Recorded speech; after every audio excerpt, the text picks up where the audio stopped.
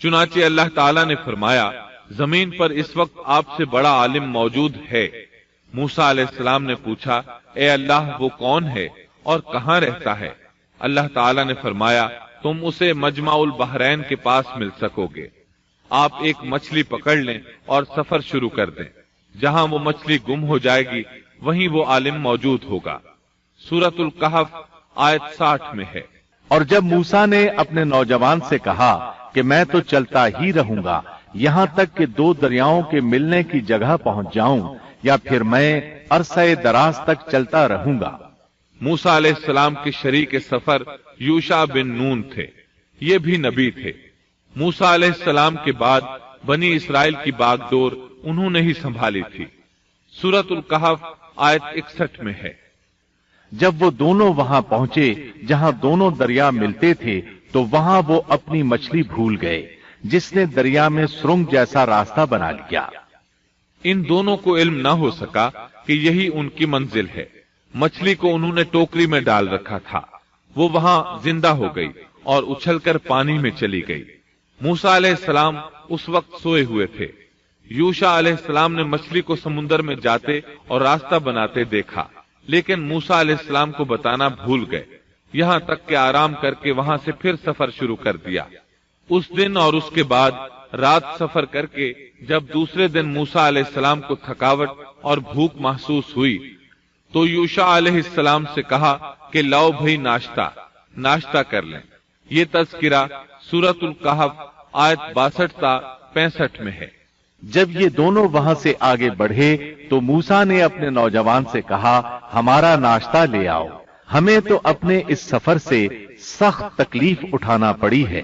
اس نے جواب دیا کہ کیا آپ نے دیکھا بھی جبکہ ہم پتھر سے ٹیک لگا کر آرام کر رہے تھے وہیں میں مچھلی بھول گیا تھا۔ دراصل شیطان ہی نے مجھے بھلا دیا کہ میں آپ سے اس کا ذکر کروں۔ اس مچھلی نے انوکھے طور پر دریا میں اپنا راستہ بنا لیا تھا۔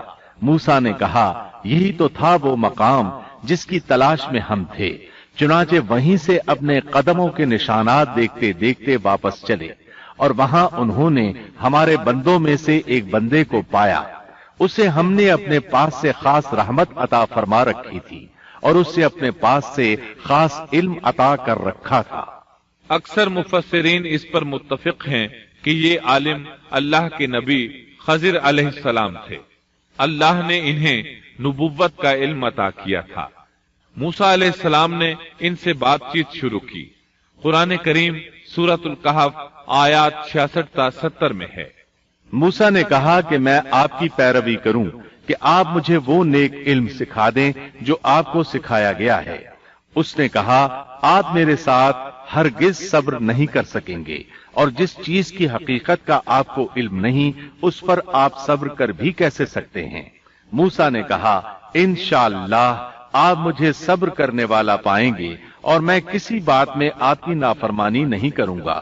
اس نے کہا اچھا اگر آپ میرے ساتھ ہی چلنے پر اصرار کرتے ہیں تو یاد رہے کہ کسی چیز کے بارے میں مجھ سے سوال نہ کیجیے گا جب تک کہ میں خود اس کی نسبت کوئی تذکرہ نہ کروں۔ اس مقام سے موسیٰ علیہ السلام نے یوشع بن نون علیہ السلام کو واپس بھیج دیا۔ اب موسیٰ علیہ السلام کا خضر علیہ السلام کے ساتھ سفر شروع ہوا۔ سورۃ الکہف آیات 71 تا 73 میں ہے۔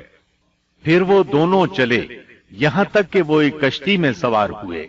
خضر نے اس کے تختے توڑ دیے۔ موسیٰ نے کہا کیا آپ اس کو اس لیے توڑ رہے ہیں کہ کشتی والے سب ڈوب جائیں؟ یہ تو آپ نے بڑی خطرناک بات کر دی۔ خضر نے جواب دیا کہ میں نے پہلے ہی تجھ سے کہہ دیا تھا کہ آپ میرے ساتھ ہرگز صبر نہیں کر سکیں گے۔ موسیٰ نے جواب دیا کہ میری بھول پر مجھے نہ پکڑیے اور مجھے میرے کام میں تنگی میں نہ ڈالیے۔ دونوں نے سفر شروع کیا۔ راستے میں کچھ مسکین لوگوں کی ایک کشتی دیکھی، وہ محنت کرتے تھے، کرایہ لے کر لوگوں کو دریا پار کرایا کرتے تھے۔ انہوں نے خضر علیہ السلام کو پہچان لیا، انہیں اور موسیٰ علیہ السلام کو کشتی پر سوار کر لیا۔ سفر کے دوران خضر علیہ السلام نے لوہا پکڑا اور لگے کشتی میں سوراخ کرنے۔ کشتی کے ڈوبنے کا خطرہ پیدا ہو گیا، لوگ پانی کشتی سے باہر پھینکنے لگے، اس طرح کشتی خطرے سے نکل آئی۔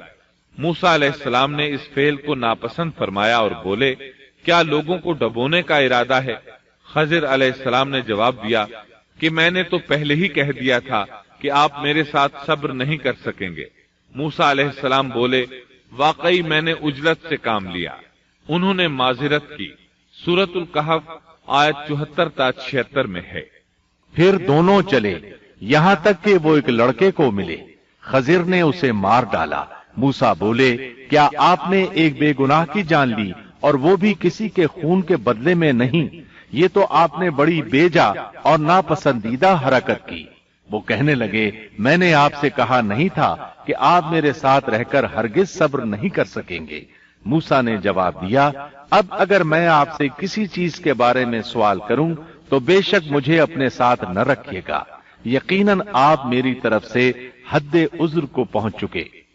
ایک بار پھر سفر شروع ہوا۔ سورۃ الکہف آیت 77 تا 78 میں ہے۔ پھر دونوں چلے ایک گاؤں کے پاس آ کر ان سے کھانا طلب کیا۔ انہوں نے ان کی مہمانداری سے صاف انکار کر دیا۔ بس دونوں نے وہاں ایک دیوار کو دیکھا جو گرنے کے قریب تھی۔ اس نے اسے ٹھیک اور درست کر دیا۔ موسیٰ کہنے لگے، اگر آپ چاہتے تو اس کی اجرت لے سکتے تھے۔ اس نے کہا، بس اب آپ کے اور میرے درمیان جدائی ہے۔ اب میں ان باتوں کی حقیقت بتاؤں گا جن پر آپ صبر نہ کر سکے۔ اب انہوں نے وضاحت کی۔ سورۃ الکہف آیت 79 میں ہے۔ کشتی تو چند مسکینوں کی تھی جو دریا میں کام کاج کرتے تھے۔ میں نے اس میں کچھ توڑ پھوڑ کرنے کا ارادہ کر لیا، کیونکہ ان کے آگے ایک بادشاہ تھا جو ہر ایک صحیح سالم کشتی کو جبرن ضبط کر لیتا تھا۔ پھر انہوں نے دوسرے واقعے کے متعلق بتایا۔ سورۃ الکہف آیت 80 اور 81 میں ہے۔ اور اس لڑکے کے ماں باپ ایماندار تھے۔ ہمیں خوف ہوا کہ کہیں یہ انہیں اپنی سرکشی اور کفر سے عاجز اور پریشان نہ کر دے، اس لیے ہم نے چاہا کہ انہیں ان کا پروردگار اس کے بدلے اس سے بہتر پاکیزگی والا، اس سے زیادہ پیار محبت والا بچہ عنایت فرمائے۔ تیسرے واقعے کی وضاحت سورۃ الکہف آیت 82 میں ہے۔ دیوار کا قصہ یہ ہے کہ اس شہر میں 2 یتیم بچے ہیں جن کا خزانہ ان کی دیوار کے نیچے دفن ہے۔ ان کا باپ بہت نیک تھا، تو تیرے رب کی چاہت تھی کہ یہ دونوں یتیم اپنی جوانی کی عمر میں آ کر اپنا یہ خزانہ تیرے رب کی مہربانی اور رحمت سے نکالے۔ ان تینوں قصص اور معاملات کی وضاحت کرنے کے بعد خضر علیہ السلام ایک عظیم امر بیان کرتے ہوئے فرماتے ہیں۔ سورۃ الکہف آیت 82 میں ہے۔ میں نے اپنی رائے سے کوئی کام نہیں کیا، یہ تھی اصل حقیقت ان واقعات کی جن پر آپ صبر نہ کر سکے۔ اللہ تعالیٰ نے خضر علیہ السلام کو بعض امور غیب پر اطلاع دے دی اور وحی کے ذریعے ان پر چند غیبی معاملات ظاہر فرما دیے۔ اس طرح وہ جان گئے کہ وہ بادشاہ نئی کشتیاں غصب کر لیتا ہے، وہ بچہ بڑا ہو کر سرکش بنے گا اور دونوں بچے بڑے ہو کر اپنا خزانہ نکالیں گے۔ یہ امور علم نبوت کی وجہ سے واقع ہوئے تھے۔ اپنی طرف سے خضر علیہ السلام نے یہ تصرفات نہیں کیے تھے۔ یہ علم انسان کی ذات کی طرف سے نہیں ہوتا، نہ ہی ہر انسان کو یہ علم حاصل ہو سکتا ہے۔ یہ تو صرف انبیاء کرام کو اللہ تعالیٰ کی جانب سے حاصل ہوتا ہے۔ وہ جسے چاہتا ہے عطا کرتا ہے، جیسا کہ یہ علم موسیٰ علیہ السلام کو عطا نہیں فرمایا اور خضر علیہ السلام کو بتلا دیا۔ بنی اسرائیل میدان تیہ میں 40 سال تک مسلسل محصور رہے۔ اسی اثناء میں ہارون علیہ السلام وفات پا گئے۔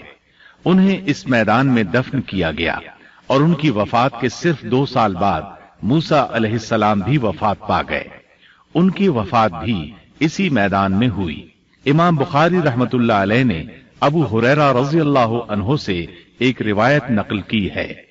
ابو ہریرہ رضی اللہ عنہ بیان کرتے ہیں کہ ملک الموت کو موسیٰ علیہ السلام کی طرف روانہ کیا گیا۔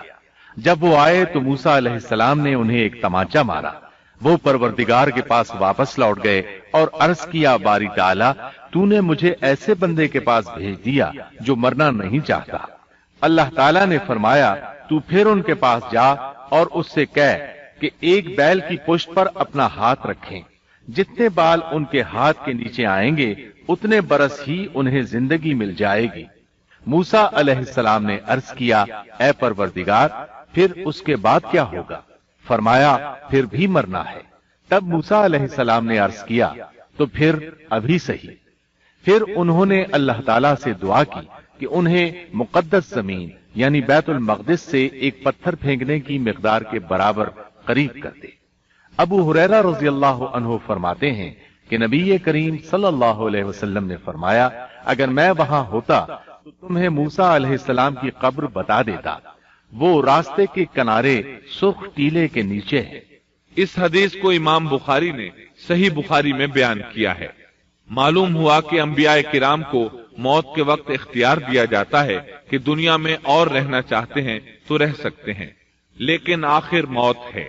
سورۃ الزمر آیت 30 میں اللہ تعالی نے نبی کریم صلی اللہ علیہ وسلم سے فرمایا یقیناً خود آپ کو بھی موت کا مزہ چکھنا ہے اور یہ سب بھی مرنے والے ہیں۔ موسیٰ علیہ السلام کی قبر بیت المقدس کی طرف جانے والے راستے کے کنارے پر ہے اور صرف اتنی دور ہے کہ جتنی دور پتھر پھینکا جا سکے۔ آپ کی قبر سرخ ٹیلے کے نشیب میں ہے۔ اللہ تعالیٰ نے آپ کو مسجد اقصی کے قریب دفن ہونا نصیب فرمایا۔ اور اس طرح اللہ کے دو عظیم اور کریم نبیوں کا قصہ اپنے اختتام کو پہنچا۔